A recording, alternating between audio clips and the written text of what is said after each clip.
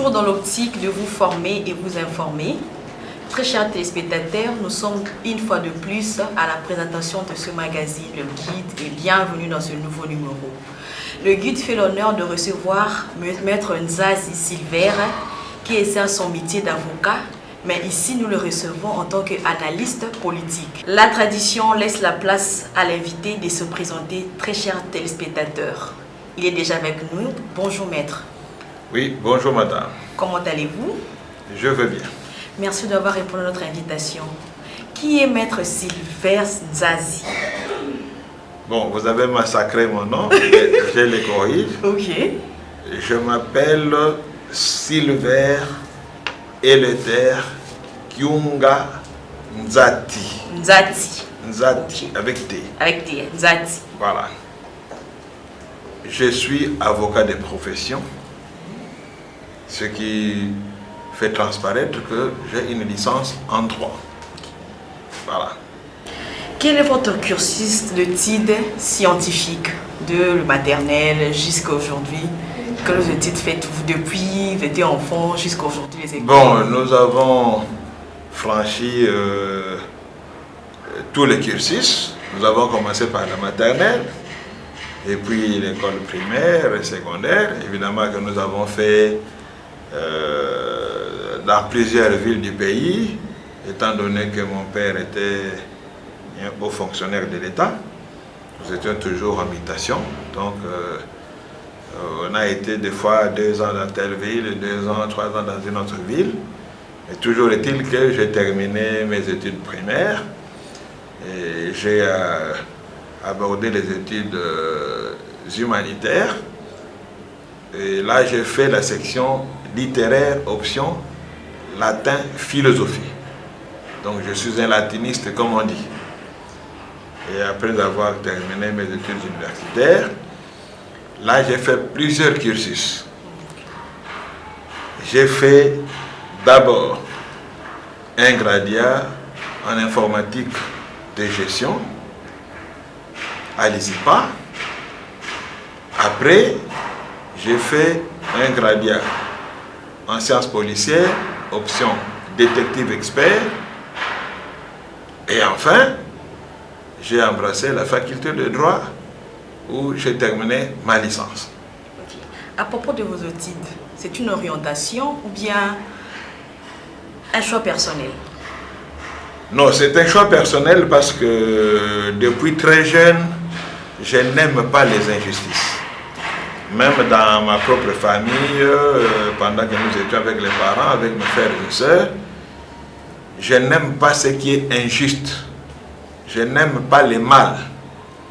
D'où je me suis personnellement destiné à cette profession. Pourtant, quand j'étais encore très petit, je crois à l'âge de 5 ans, 6 ans, bon, nous avions un oncle paternel qui était médecin. Alors, comme il venait chez nous avec sa voiture, avec son épouse, déjà très jeune là, à 4-5 ans, moi j'ai dit chez nous que moi aussi je serais médecin. Finalement, mes aînés ont commencé à m'appeler docteur pendant que j'étais encore très petit. Mais quand j'ai grandi, j'ai constaté que je ne saurais pas faire ce métier parce que j'ai horreur du sang. Je ne supporte pas la vision du sang. Or, un médecin, il doit avoir le sang tous les jours. Alors, être médecin sans supporter voir le sang devant vous, voir des cadavres devant vous, ça ne fait pas un bon médecin. Et j'ai constaté que ma vocation n'était pas celle-là. En fait, là, ce n'était qu'une influence, comme je voyais l'oncle paternel qui venait en voiture, tout ça là, avec une belle femme. Bon, ça m'a donné des ailes. Mais, vraiment, dans mon fort intérieur, c'est le droit, parce que j'aime ce qui est juste, j'aime défendre le faible, et je combats les injustices.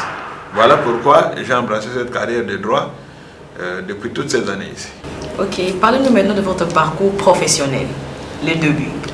Oui, mon parcours professionnel, il est très long, parce qu'avant d'être au barreau, moi je n'ai pas commencé au barreau, j'ai commencé dans les entreprises privées. Donc, je suis dans la vie professionnelle depuis le 2 avril 1985. Je travaille déjà depuis le 2 avril 1985. J'ai d'abord travaillé à la SCAM, dans la cité de Tchela, au Congo central, dans les bas-fleuves. C'est là que j'ai commencé à travailler, en 1985. Après 2 ans à la SCAM, j'ai démissionné de moi-même.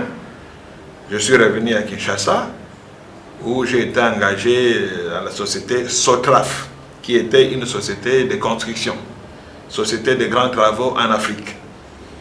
Et là, nous avons évolué à la SOTRAF. Quelques années après, la SOTRAF a été rachetée par la société belge Maurice Delance Zahir, qui est aussi une société de construction. C'est Maurice Delance Zahir qui a construit l'hôpital Leroy-Baudouin de Massina, les beaches de Ngobila, les beaches du port, au port de l'Onatra. Et malheureusement, après le pillage de 1991, bon, les Belges ont décidé de fermer leur entreprise parce qu'ils n'avaient plus confiance à notre pays. Et donc, nous allons tous être remerciés. Et en 1993, je vais intégrer la société Securico. 2 ans après, je vais quitter Securico pour la société Tchèque Alstom, ASEC Congo. C'est une société spécialisée dans la fabrication de transformateurs électriques, tout ça, de moteurs électriques. C'est là que j'ai œuvré jusqu'à l'arrivée de l'AFDEL en 1997. Donc, quand l'AFDEL arrive, comme toujours, les expatriés, ils étaient dans la peur, ils n'avaient pas confiance. Bon, ils nous ont mis en congé technique en attendant de nous rappeler. 2 ans après, ils ne nous rappelaient toujours pas. En 1999, finalement, on va nous remercier pour dire que bon, le pays est encore en difficulté, c'est pas sûr que nous puissions rentrer chez nous. Vous aviez un décompte final? Si, nous avons été payés. Alors c'est ainsi que, au vu de cette pérégrination, ce parcours que j'ai effectué dans des entreprises privées, bon, finalement, en 1999, quand on nous met, n'est-ce pas, à la porte, bon, je décide finalement d'exercer une profession libérale. Je dis, bon, je vais aller au barreau parce que j'ai quand même une licence en droit. Pourquoi chaque fois aller dans des entreprises et puis après, on vous remercie, il y a congé technique, il y a ceci, cela. C'est ainsi qu'en 2001, je vais intégrer les barreaux et je suis avocat au barreau de Kinshasa Matete depuis 22 ans.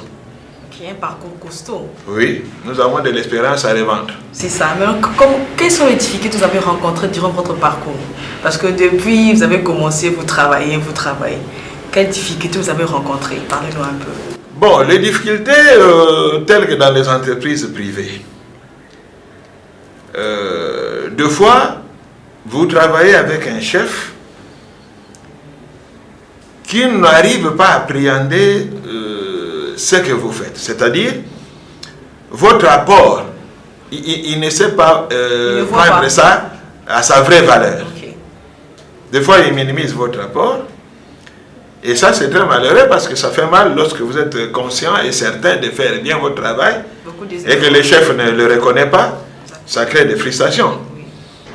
Bon, 2 fois aussi, on peut travailler avec un chef qui n'est pas trop à la hauteur et qui a peut-être peur de votre dextérité. Et il commence à vous combattre. Je donnerai une anecdote là. Quand j'étais chez Maurice Delance Zahir, mon chef direct a démissionné. Il est parti dans une autre entreprise. Moi, je suis resté à la tête du service. J'étais tellement jeune, je n'avais qu'une vingtaine d'années. Bon, on a trouvé que me confirmer chef de service à cet âge-là, c'est comme si je n'avais pas assez d'épaules. Bon, on va chercher un monsieur plus âgé que moi pour être le chef. Il arrive Le responsable des ressources humaines lui dit, ce jeune homme-là, c'est le cerveau de ce service. C'est lui. D'ailleurs, ce sont eux qui ont créé ce service, c'est lui le cerveau. Donc il faut travailler avec lui pour qu'il puisse vous aider à évoluer.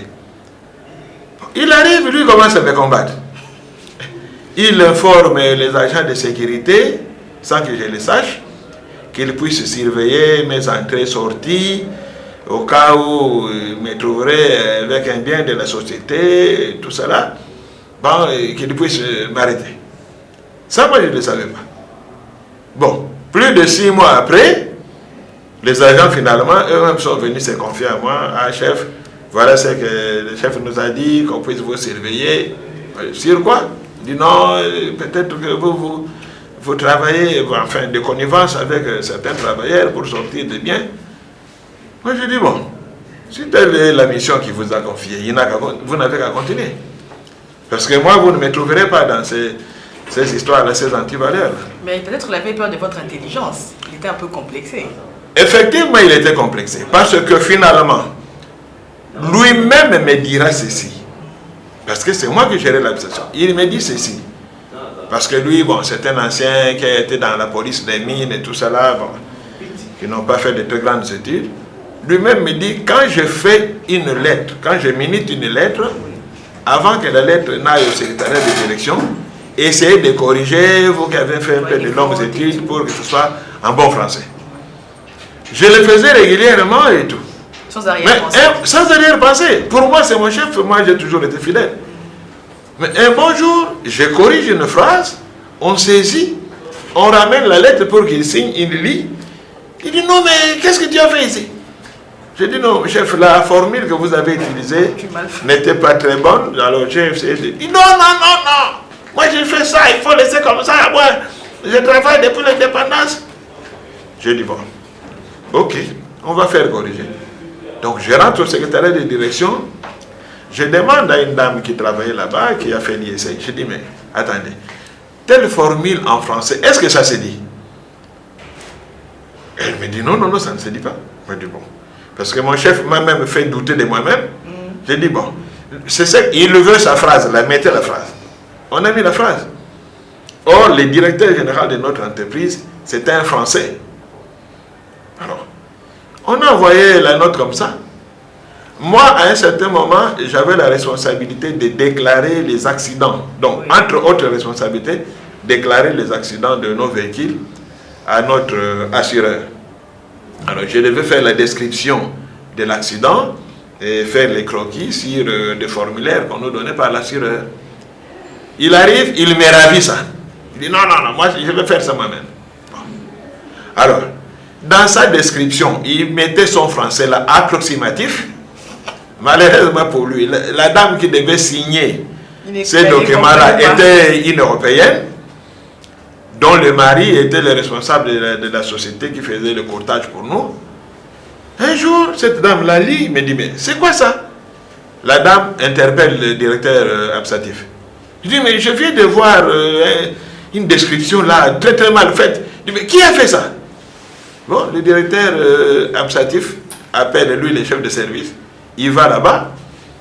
Bon, on lui demande, mais qui a fait ça? Il dit, non, c'est moi. Alors la dame là, la blanche, gueule, lui dit, mais c'est Kyunga qui a toujours fait ça. Pourquoi tu as vu ça? Allez, retourne ça chez Kyunga. Alors je vois le chef venir au bureau. Bon, il n'est pas venu me dire qu'il a été gueulé. Il vient d'une façon intelligente. Il dit, bon, moi je suis un peu trop chargé. Hein. Comme ça, tu vas continuer à t'occuper de ton activité là. Je suis un peu trop chargé. Mais le directeur absatif, quand il m'a appelé, je suis allé là-bas. Il me dira, oh, ton chef a eu une douche froide là-bas. Madame a gueulé sur lui pour qu'il te retourne, n'est-ce pas, ce que tu fais. Donc, vous voyez que dans les entreprises, des fois, il y a comme ce jeu-là de une compétition qui ne se justifie pas. Moi, je suis votre second. Vous êtes le chef. Vous allez faire la compétition avec moi, pourquoi? Au contraire, c'est un atout. Vous n'avez pas fait de grandes études. Vous êtes à côté de quelqu'un qui a fait de bonnes études. Vous devez profiter de son expertise là pour vous aider. Et finalement, qu'est-ce qui s'est passé? Il a été révoqué. Ouais. Un bon lundi, nous arrivons au service là-bas, on l'interpelle à la direction générale, il est révoqué. On le révoque. Le directeur général a estimé qu'il était incompétent. Vous voyez ça? Tout ça pourquoi? Au lieu de s'appuyer sur moi, qu'il a trouvé un ancien, lui est venu pour me combattre. Et c'est ça le mal dans ces pays ici, où on pense que chaque fois qu'on remplace quelqu'un, il faut faire tabula rasa, il faut reprendre tout à zéro, au lieu de s'appuyer sur ce que le prédécesseur a déjà fait pour continuer. Vous voyez ça? Donc ce sont des choses qui arrivent dans la vie professionnelle. Bon, ce sont les difficultés que nous rencontrons du jour au jour des entreprises. Et aujourd'hui là, maintenant nous rentrons au sujet du jour, l'actualité de l'heure. Comment avez-vous confiance aux institutions du pays du fin mandat du président de la République? Bon, c'est vrai que le président de la République est fin mandat. Comme on dit, c'est un président sortant. En principe, nous devons avoir confiance aux institutions de la République. Mais la confiance, elle se gagne. La confiance ne se donne pas sur un plateau d'or. Il faut gagner la confiance de la population. Et on gagne la confiance lorsque on pose des actes en rapport avec votre programme pour l'intérêt de la population. C'est à ce moment-là que la population vous fait confiance et sa confiance s'accroît vis-à-vis de vous.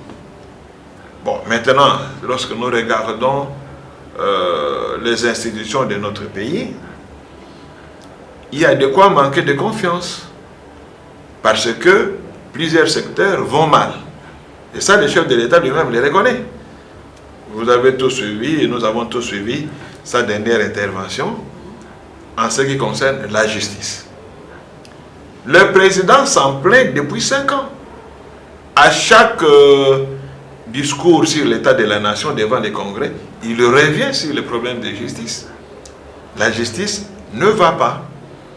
Alors, comment est-ce que le commun des mortels congolais pourra-t-il faire confiance à la justice du pays? Lorsqu'on constate que la justice est rendue à la tête du client, la justice est rendue au plus fort. Quand on n'est pas fort, quand on n'a pas d'argent, quand on n'a pas de relations, même lorsqu'on a raison sur le plan du droit, vous êtes écrasé. Vous tombez. Alors, la population ne peut pas dans ces conditions-là faire confiance à la justice. C'est ça le problème. Donc c'est comme je dis ici, la confiance se gagne. Bon, quant à ce qui concerne les politiciens, lorsque un politicien fait des promesses à la population, il faut qu'il les réalise. S'il ne les réalise pas, comment voulez-vous que la population ait confiance à ces politiciens-là? C'est comme moi, je suis père de famille. Je quitte le matin chez moi, je dis aux enfants, mes enfants, le soir, je vous amène des gâteaux. J'arrive le soir à la maison, bredouille. Mais papa, où sont les gâteaux que vous avez promis? Bon, je n'ai pas eu, bon, on va voir ça demain. J'ai eu un peu quelques ennuis au boulot, bon, demain c'est sûr. Demain mardi, ils n'ont toujours pas leurs gâteaux. Mercredi, ils n'ont toujours pas leurs gâteaux. Ces enfants-là n'auront plus confiance à leur papa. Parce qu'ils diront, non, papa nous fait des promesses, il ne réalise pas. On n'a pas confiance à lui. Même quand le jour où tu vas vraiment réaliser ta promesse, là tu amènes les gâteaux, bon, les enfants, c'est vrai qu'ils prendront, mais ils diront, ça fait un mois qu'il nous avait promis, bon, même s'il a amené, on prend quand même. Donc, les hommes politiques doivent faire très attention dans leurs promesses, oui, surtout que maintenant nous allons dans les propagandes. Il faut promettre des choses faisables. Il ne faut pas dire des choses pour les sentiments parce que vous êtes devant la population. Vous faites des promesses comme il y a une vidéo qui circule de l'ancien président Mobutu qui a dit que non, maintenant, tous autres élections,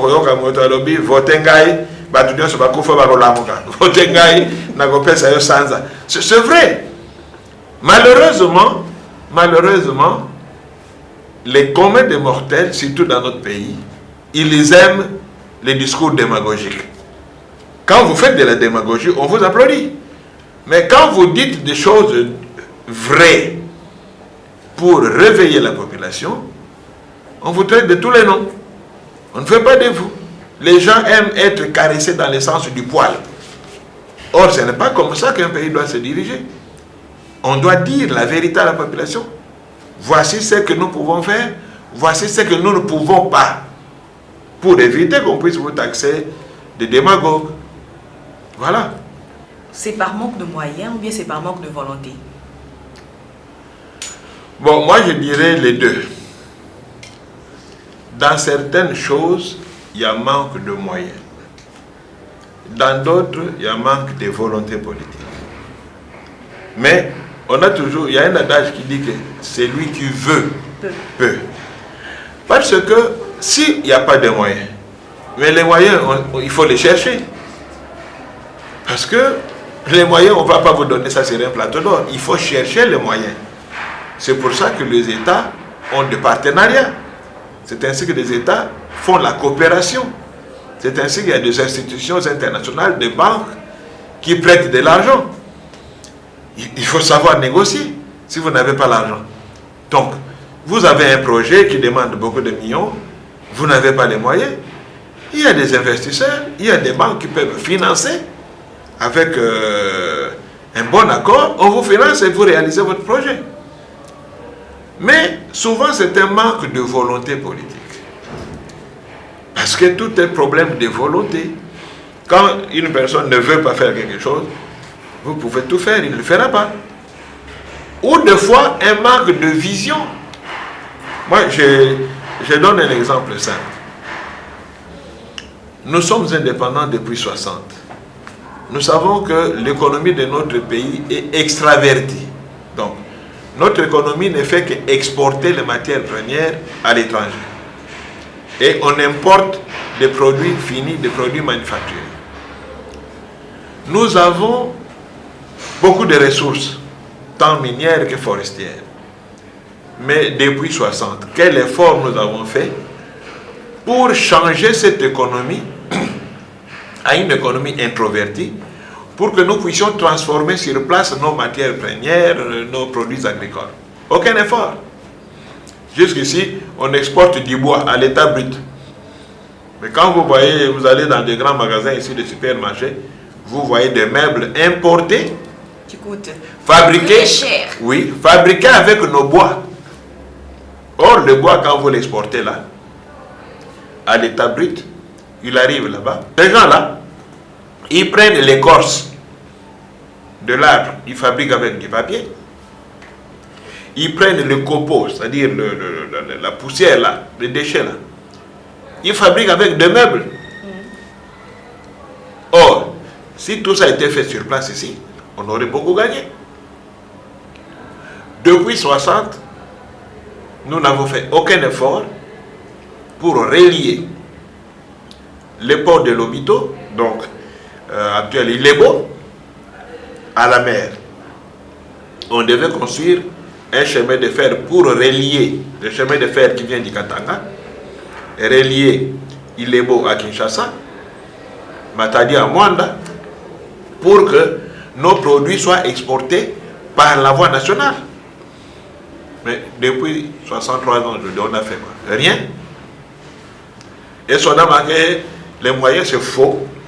Parce qu'il y a des pays comme le Guinée où il n'y avait pas de rails, comme le Sénégal où il n'y avait pas de rails, ils viennent de construire des rails avec quels moyens? Et nous, depuis 60, on ne pouvait pas s'entendre avec certaines puissances économiques pour qu'on nous construise les rails. Donc, depuis 60, on n'a pas ajouté un seul mètre de rails au Congo. Au contraire, on a perdu des kilomètres et des kilomètres de rails. C'est ça, c'est manque de volonté. Quand vous allez, par exemple, à l'imité industriel, vous verrez, il y a des rails qui rentrent dans plusieurs entreprises. On a tout démantelé. Il y a des rails qui partaient d'ailleurs jusqu'à Kitambo là-bas, des trains. Le train urbain, il n'est plus là. Il y avait le chemin de fer chez la Boma. On a démonté le rail. Ça n'existe plus. Donc nous, au lieu d'ajouter, au contraire, on enlève. Alors, comment peut-on me convaincre que de telles autorités, ils ont la volonté politique? Ils n'ont pas la volonté politique. Exactement. C'est mon Ils n'ont pas la volonté politique. Parce que c'est depuis... Parce que les ports en eau profonde, là, c'est un projet laissé par les Belges. Le barrage d'Inga, c'est un projet laissé par les Belges. Le pont Maréchal, c'est laissé par les Belges. Le rail ici qui doit relier il est beau à la mer, c'est laissé par les Belges. Mais regardez comment nous le faisons avec tâtonnement. Bon, Mobutu a fait le pont Maréchal, mais après combien d'années? Maintenant, on se bat pour faire les ports. Après combien d'années? Mais tout ça devait être fait. Parce que le pays en a les moyens. Et le pays, même si nous n'avons pas de moyens, nous avons des ressources que nous pouvons hypothéquer, n'est-ce pas, qui peuvent permettre aux entreprises qui sont spécialisées dans ces matières-là de faire pour nous tous ces travaux. On est capable. Au contraire, nous sommes spécialistes en détournement. On détourne des millions, on construit des maisons à Dubaï, en Afrique du Sud, en Europe. Au lieu d'investir au pays, même si vous avez détourné, mais investissez, ne faites que chez vous. Bon, ils ont peur après le mandat. S'il investit au pays après le mandat, dès qu'il quitte au pouvoir, on peut tout les ravir. On dit que ça, ce n'est pas l'argent que tu as volé. C'est pour ça qu'il faut être honnête.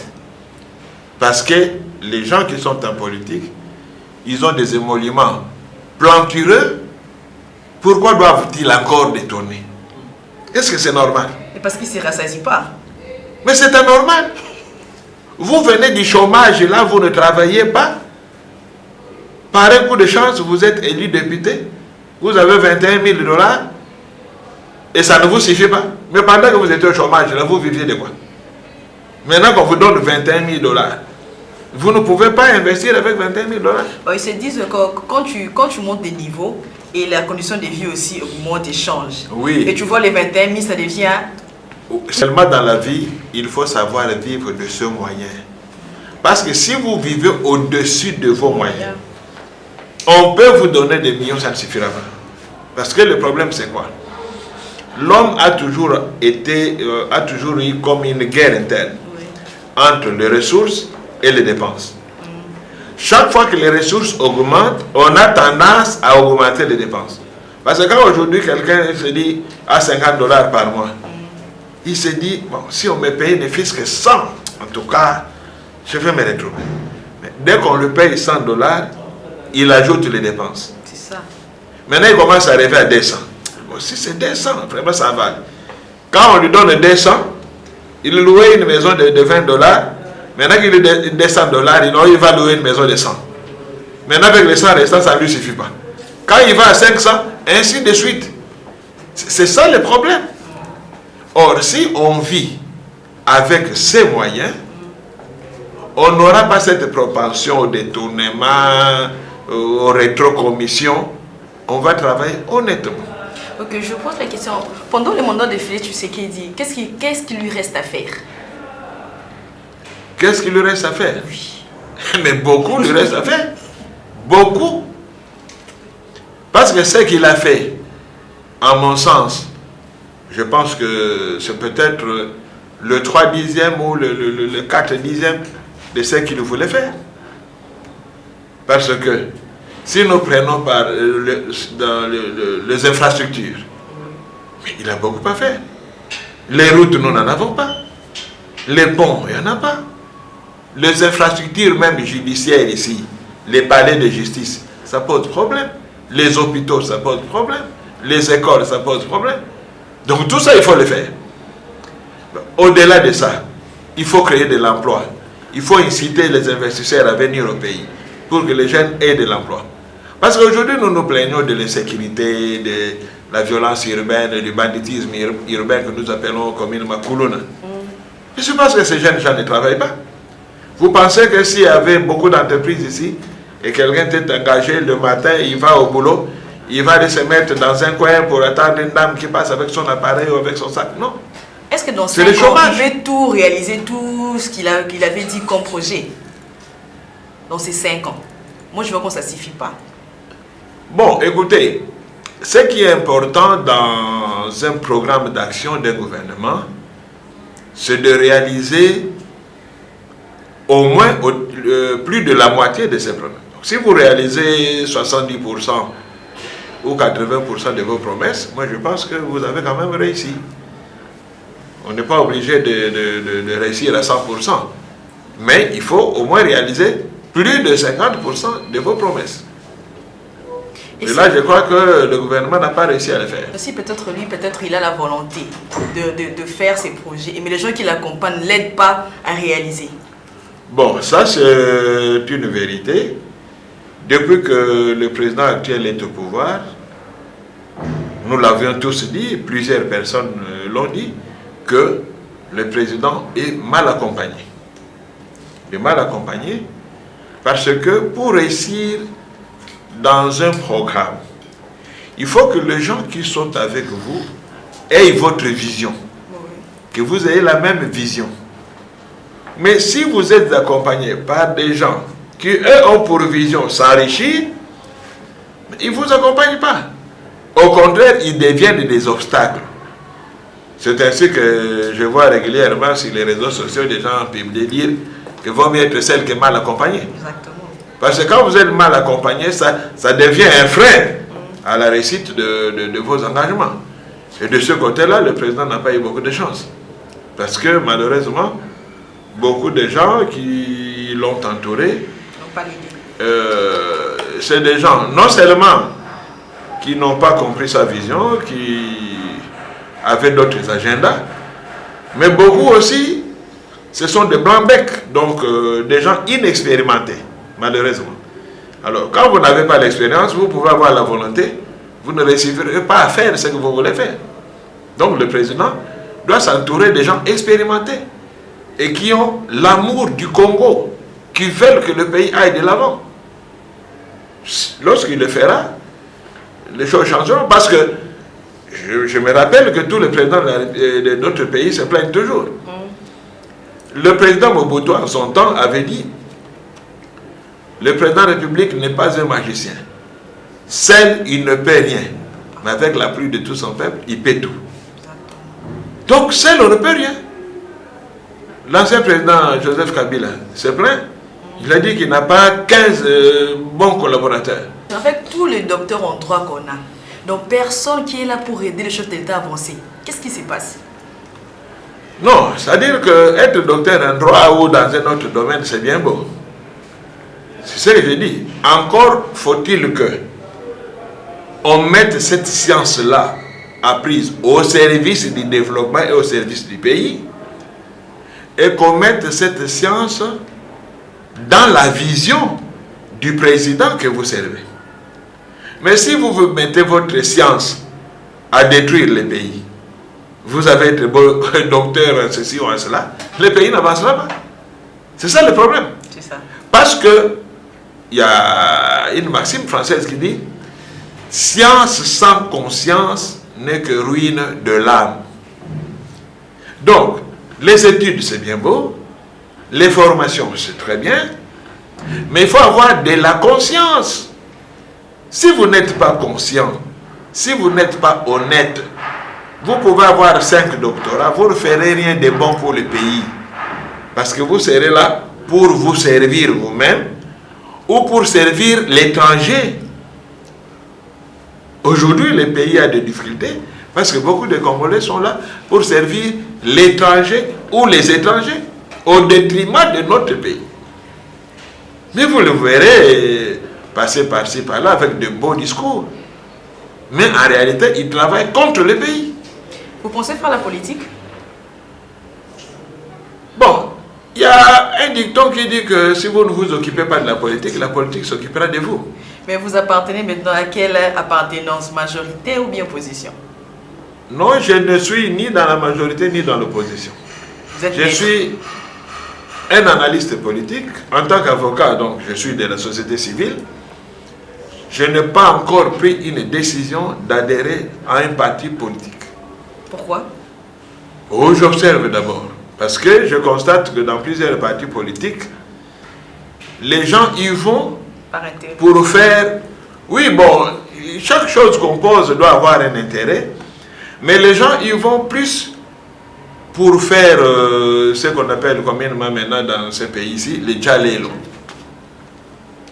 Ils vont là-bas pour chanter pour la gloire du président du parti, pour la gloire du secrétaire général.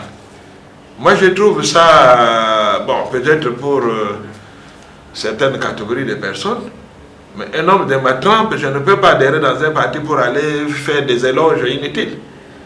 Quand je suis dans un parti, c'est pour amener quelque chose, pour amener mes réflexions. Réflexions si, quand notre parti est au pouvoir, on met ces réflexions-là en pratique. Donc moi, je suis un concepteur. Parce qu'un universitaire, c'est un concepteur, c'est un penseur. Donc je ne peux pas me faire recruter pour aller applaudir. Non. Exactement. Or, j'ai l'impression que beaucoup de présidents des partis politiques ou des secrétaires généraux, ils adorent les gens qui les applaudissent. Quand vous l'applaudissez là, il est content de vous, et facilement on vous nomme par-ci, par-là. Non, moi je ne suis pas de cet acabit-là. Je ne suis pas un applaudisseur. Parlons maintenant des élections. Les élections, c'est dans quelques mois. Nous allons avec une contestation du fichier électoral. La guerre à l'Est, que pensez-vous? Bon, je pense que le processus est enclenché, mais il est mal enclenché. Parce que un processus électoral, comme dans notre pays, les gens veulent faire trop de comparaisons avec d'autres pays, surtout les pays dits développés. Nous avons un pays qui sort de plusieurs années de guerre. Et d'ailleurs, nous y sommes encore. Nous sommes encore en guerre. Il faut prendre toutes les précautions afin que les élections se passent de la meilleure manière. Et pour y parvenir, il faut créer de la confiance entre les partenaires dans ce processus. Donc, les hommes politiques, tant de la majorité que de l'opposition, doivent se faire confiance et faire confiance à l'organe qui organise les élections, donc la CENI. Mais tel que nous observons les événements aujourd'hui, nous constatons qu'il y a une crise de confiance entre les acteurs politiques et aussi avec la centrale électorale. Alors, moi je pense que nous ne perdrons rien à ce que les hommes politiques se mettent ensemble autour d'une table pour harmoniser les vues, que la CENI aussi puisse ouvrir un dialogue avec les partenaires aux élections pour qu'on ait un atterrissage en douceur. Il ne sert à rien de faire le forcing. Le pays est déjà en difficulté, nous sommes déjà en guerre, nous sommes déjà en insécurité. Il ne faut pas en rajouter. Parce que j'apprends des gens qui disent « Ah non, mais l'audit du fichier n'est pas prévu par la loi. » Mais quand la centrale électorale venait de faire le dernier audit, c'était prévu par quelle loi? Quand le président de la CENI a appelé les opposants pour aller les rencontrer, c'est prévu par quelle loi? Tout ce qu'on fait dans la vie n'est pas prévu par la loi. Mais le principe, c'est que ce qui n'est pas interdit par la loi est permis. Donc le dialogue est à privilégier au lieu de la confrontation. Vous avez parlé de l'insécurité. Un mot de l'insécurité dans la ville, province de Kinshasa, les enlèvements, selon quelle stratégie, quelle politique efficace le gouvernement doit mettre en place pour éliminer ces phénomènes? C'est très malheureux ces problèmes d'insécurité ici. Mais je vais paraphraser feu le général Mayele Lyoko. Il avait dit ceci. Lorsque l'insécurité persiste dans un pays ou dans une ville, c'est que les services de sécurité sont complices. Moi, je pense que le général avait raison. Parce que, avec les derniers événements, nous avons constaté, j'ai suivi un monsieur qui a été reçu par une chaîne concurrente, qui a été enlevé. Il a parlé de 2 colonels qui étaient dans cet enlèvement-là, de la police nationale. Nous avons suivi l'arrestation de 2 messieurs qui ont failli enlever une dame sur le boulevard. C'était un capitaine de la police et un policier qui ont failli enlever la dame. Alors, quand vous avez des institutions de l'État qui se donnent à cœur joie aux enlèvements, à créer l'insécurité, comment voulez-vous que l'insécurité termine? Parce qu'il y a la complicité des services. C'est ça le problème. Donc moi je pense que les autorités politiques doivent ouvrir l'œil et le bon afin d'assainir d'abord nos services. Il faut une purge dans cette police, il faut une purge dans l'armée, il faut une purge dans les services de sécurité. Il y a trop de complaisance dans ces différents services-là. Comment voyez-vous l'avenir du Congo dans quelques années qui viennent? Bon, l'avenir du Congo, c'est un avenir radieux. Radieux. Je ne sais pas pourquoi ça vous fait rire. Le problème, c'est quoi? Peut-être notre génération, nous ne verrons pas ce beau Congo-là. Mais moi, je suis conscient que ceux qui viendront après nous vivront dans un Congo qui sera grand, qui sera beau, et où il fera beau vivre. Ce Congo-là viendra quand les Congolais seront conscients que quand j'ai un mandat politique, je suis d'abord le premier serviteur du peuple, je suis le premier serviteur de la nation. En ce moment-là, les choses changeront. Mais chez nous, la politique est devenue ce qu'on appelle mangeoire. Nous allons en politique pour aller manger. Parce que malheureusement, on a donné l'impression à la population que pour réussir dans la vie, pour avoir l'argent, il faut faire la politique. Vous avez posé tout à l'heure une question, hein, si je ne veux pas me lancer dans la politique. Vous savez combien de gens me demandent de postuler? Combien de gens me demandent, non, mais il faut adhérer dans un parti politique. D'autres même me demandent de créer un parti politique. Tout ça. C'est vrai, parce qu'on a des idées. Mais le problème, c'est quoi?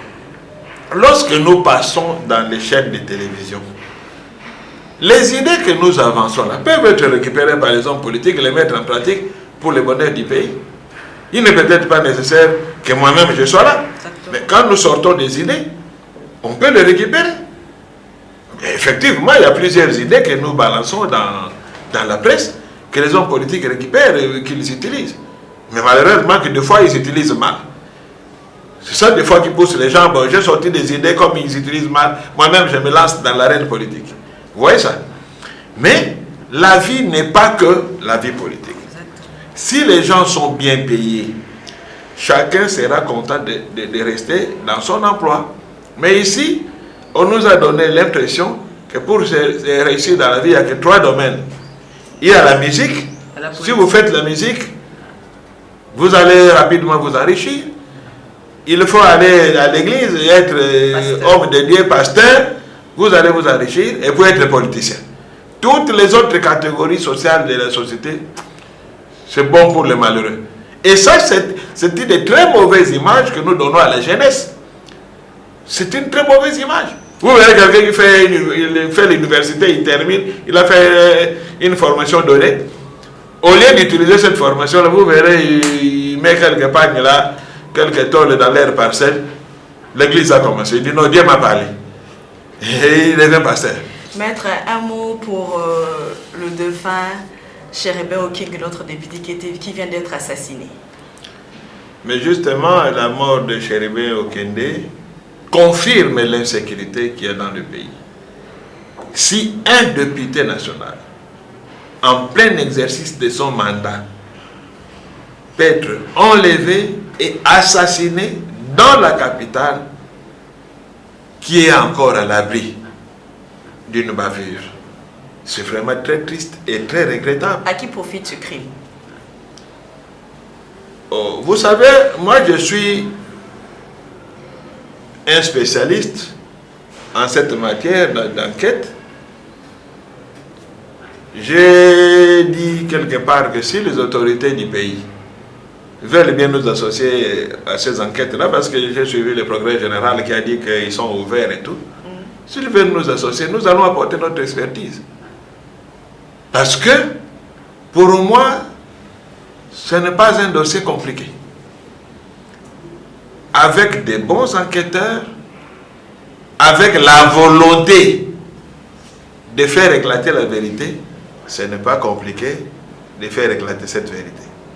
S'il n'y a pas la volonté de faire éclater la vérité, on risque de maquiller les choses. Mais si on a vraiment la volonté de faire aboutir cette enquête, bientôt nous saurons qui a fait ça. Nous, avec nos analyses, nous pouvons savoir le déroulé du film. Mais bon, comme il y a une enquête en cours, nous ne voulons pas anticiper, donner nos réflexions. Nous laissons aux enquêteurs le soin de nous dire ce qui s'est passé. Quand ils vont donner leurs conclusions, nous allons donner notre position par rapport à leurs conclusions. Parce que les officiels sont en train de faire des enquêtes, mais nous, citoyens libres, nous réfléchissons aussi. Il ne faut pas que les officiels pensent que dans la population, il n'y a que des idiots. Dans la population, les gens ne réfléchissent pas. Oui, parce qu'il y a certaines évidences qu'on ne peut pas oublier. Mais vraiment, nous présentons nos condoléances à la famille de Feu Cherubin Okende, un garçon très intelligent que j'apprécie beaucoup. Et nous présentons aussi nos condoléances à sa famille politique. Et ici, je reviens pour dire ceci. J'avais demandé dans une émission au chef de l'État de faire baisser la tension en organisant un dialogue avec ses pairs de l'opposition et du pouvoir. C'est très important. J'avais aussi demandé qu'il puisse prendre une mesure de grâce pour tous ceux qui ont été arrêtés pour des délits politiques, offense au chef de l'État et tout, qu'il donne la grâce présidentielle, qu'il organise un dialogue. Ça va faire baisser la tension. On ne peut pas continuer comme ça jusqu'aux élections. Maintenant, on est aux assassinats. On a commencé par les arrestations, maintenant on est aux assassinats. Il faut faire baisser la tension pour qu'on atterrisse bien aux élections. Merci beaucoup, maître. Le temps nous fait défaut. Votre mot de la fin. Le mot de la fin, je demande aux autorités de notre pays, eux qui ont la direction du pays, de savoir ce qui est bon pour le peuple et ce qui ne l'est pas. Aux autorités de faire attention aux faucons qui sont dans leur camp. Parce que les faucons, c'est des gens qui aiment toujours l'extrémisme. Que ce soit du côté de l'opposition ou du côté du pouvoir, il faut éviter les faucons. Il faut travailler avec les colombes qui aiment la paix. Parce que même dans l'opposition, il y a des extrémistes qui veulent une bataille totale. De l'autre côté, la même chose. Alors, les autorités politiques ont leur direction. Ils doivent plus écouter ceux qui privilégient les dialogues, l'entente. Et à nos populations aussi, de nous apaiser, d'éviter de faire monter les tensions, d'éviter ce que nous entendons de guerres un peu tribales là. On n'en a pas besoin. On n'en a pas besoin comme ce qui se passe dans le plateau de Batéké ici. On n'en a pas besoin. Nous sommes des Congolais, tous. Nous sommes dans le même pays, nous devons nous entendre. S'il y a un différent, on s'assoit autour d'une table ou sous les manguiers ou sous l'arbre, la palabre, comme nos ancêtres le faisaient, et on cause. Il faut arrêter ces histoires d'aller prendre des flèches, des armes pour s'entretuer. Donc voilà ce que je dirais pour notre pays. Et puis je ne peux pas terminer sans vous remercier. Merci beaucoup. Et remercier votre chaîne. Merci. C'est la première fois que je suis invité ici, donc j'espère que ce ne sera pas la dernière. Ce ne sera pas la dernière. Merci beaucoup, maître, d'avoir répondu présent à notre invitation. Mesdames et messieurs, nous sommes arrivés à la fin de cette magazine. Retrouvons-nous le même jour à la même heure prochainement. Au revoir.